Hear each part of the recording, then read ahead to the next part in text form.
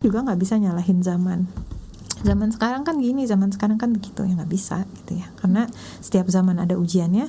Allah janji la yukallifullahu nafsan illa wus'aha, Allah tidak akan membebani seorang hamba melebihi dari kesanggupannya gitu. Jadi diuji dengan masa lalu seperti itu, insya Allah yakin kita mampu ya. Misalnya nih yang tadi didiagnosa dengan ini dan itu, harus ada intervensi, dijalani dengan sabar, dengan tawakal, insya Allah akan mampukan gitu ya.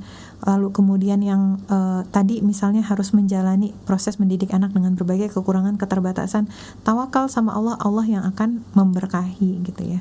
Sehingga kekurangan-kekurangan yang terjadi di masa lampau tadi justru akan menjadi penyemangat untuk berbenah gitu. Kalau bahasa yang sering Teteh ulang-ulang, biarkan luka itu putus di kita.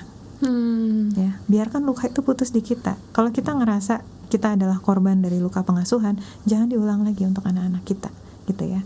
Kalau kita ngerasa sebagai korban dari toxic parenting, jangan jadi parent yang toxic gitu. Jadi si luka-luka tadi ya, mulai dari kita yang membenahi gitu. Maka insya Allah anak-anak itu akan menjadi penyejuk hati, qurrata ayun bagi diri kita.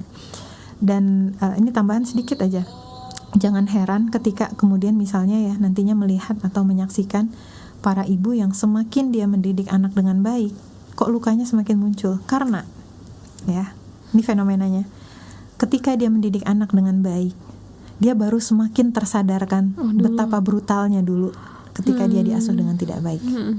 Ketika dia kemudian ngerasain, oh ternyata jadi seorang ibu tuh gini, dan dia ngelihat betapa amannya anak dia, ngelihat betapa secure-nya anak dia, ngelihat betapa bahagianya anak dia, dan seterusnya.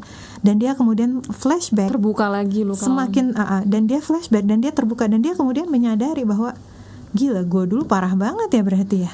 Kalau gue diginin, kalau gue digituin. Nah disitulah datang si ridho dengan takdir yang mudah-mudahan akan memudahkan siapapun yang merasakannya untuk memaafkan ya orang tuanya.